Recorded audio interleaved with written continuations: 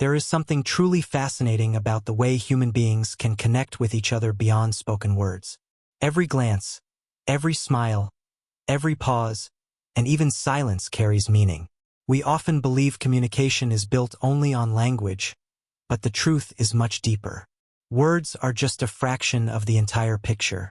Behind words, there are emotions, thoughts, and unspoken signals. This hidden dimension of human behavior is what makes relationships complicated yet beautiful, and it is what makes us curious about how we can understand each other more clearly.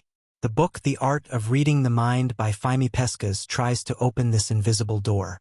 It takes the reader on a journey into the subtle signals that people give away unconsciously, the patterns of human behavior, and the ways we can train ourselves to notice what is really going on in someone's mind without them ever saying it directly. It is not about magic or supernatural power, but about sharpening awareness and using knowledge of psychology, emotions, and human interaction to read the invisible language of the mind. The author begins by reminding us that human beings are not born with complete clarity of self or others. As children, we learn language to express needs, but even before we speak, we communicate with eyes, body posture, and tone. Babies recognize the mood of their parents long before they understand words. This natural ability to sense emotions is present in everyone, but as we grow older, distractions of modern life, dependence on spoken words, and lack of focus often make us lose this sensitivity.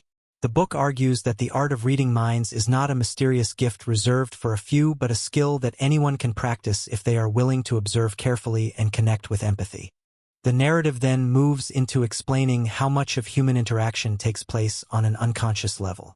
People often do not realize what they reveal through their gestures or expressions. For example, a slight tightening of the lips may show hidden frustration even when someone says they are fine. A nervous movement of the fingers may betray anxiety while the mouth says words of confidence.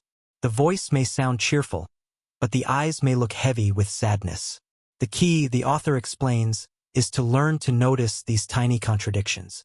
The art of reading the mind lies in catching the difference between what people say and what they actually feel. Henrik Fexeus spends a great deal of effort describing emotions, because emotions are the central key to understanding others. Emotions are not random. They leave marks on the body and the voice. Happiness, fear, anger, surprise, disgust, and sadness are the 6 universal emotions that almost all humans show in similar ways. Even across cultures, these emotions have shared facial expressions.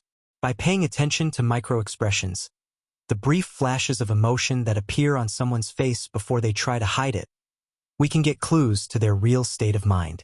The author explains that these expressions happen so fast, sometimes less than a second, but with practice the human eye can learn to catch them. Another important area the book touches is body language.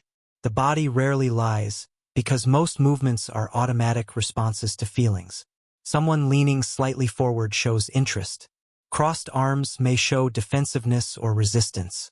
Feet pointing towards a door may reveal a desire to leave. A relaxed posture with open palms often reflects trust. The book teaches that these signals should never be read in isolation. One gesture can mean different things in different contexts. For example, crossing arms might simply mean the person is cold. Therefore, reading the mind through body language is about recognizing patterns and matching them with the situation. Voice also carries hidden messages. The words might be carefully chosen, but tone, pitch, and rhythm reveal emotions. A shaking voice signals nervousness. A sudden high pitch may reveal excitement or anxiety. Long pauses may show hesitation or discomfort. By combining facial expressions, body gestures, and vocal signals, one can create a clearer picture of what is going on inside a person's mind. The book insists that the best readers are those who look at the whole picture rather than jumping to conclusions from one small detail. The author does not stop at describing signals. He also explains the importance of empathy. Reading the mind is not just about analyzing others like a machine. It is about genuinely understanding them. Empathy requires putting oneself in another's shoes and imagining what they might feel in their situation. Without empathy, one may misinterpret signals or use the knowledge manipulatively. True art of reading the mind is connected to compassion and honesty.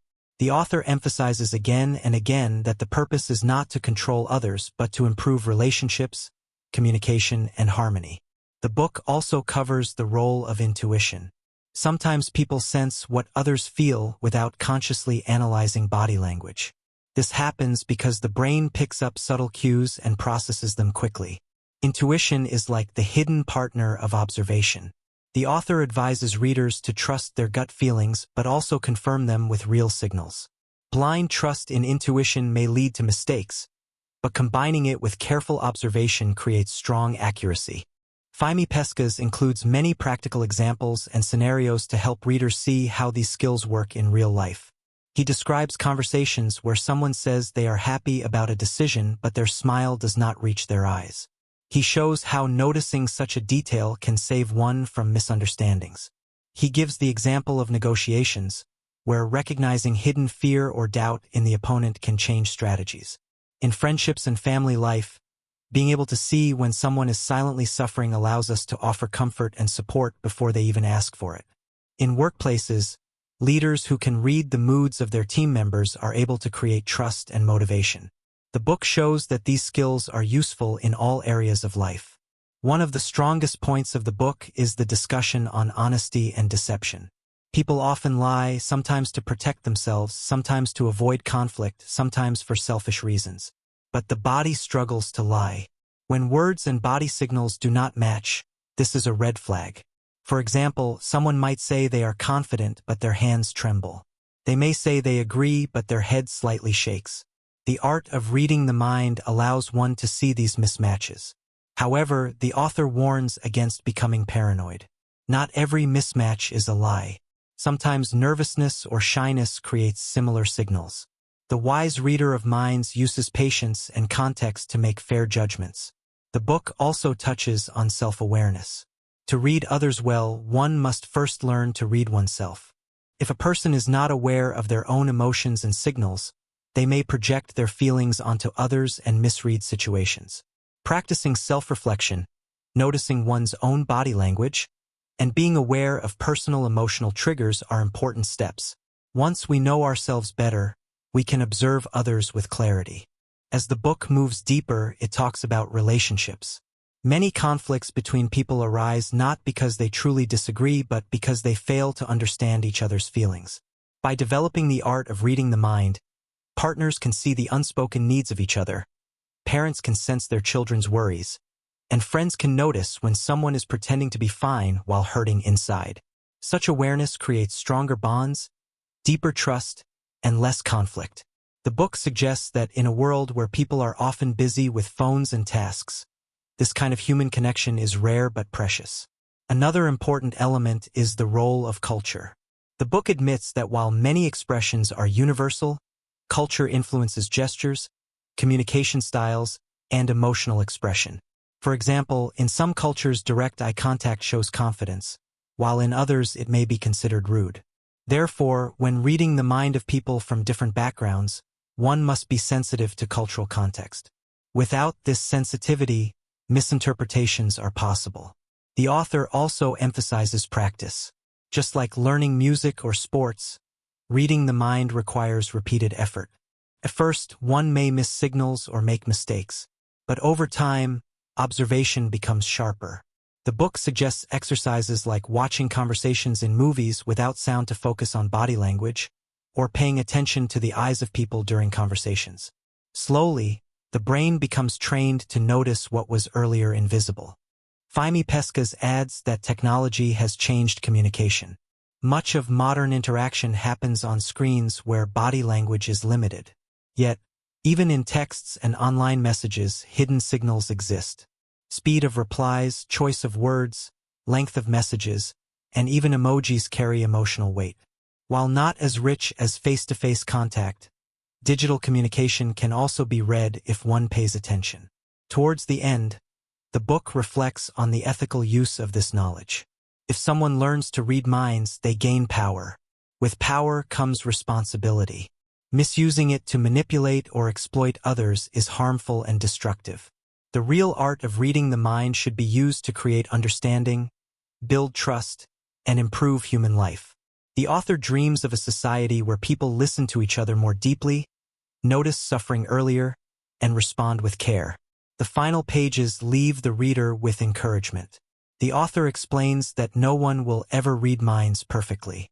Human beings are complex and full of mysteries, but even partial improvement makes a big difference.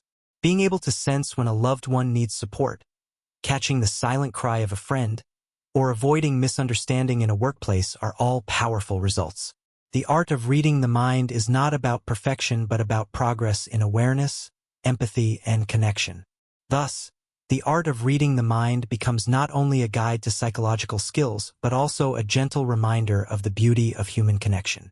It shows us that behind every word lies a deeper world of emotions and thoughts, and by paying attention, we can enter that world. The book invites us to slow down, observe, and connect with others in a way that makes life more meaningful and relationships more honest.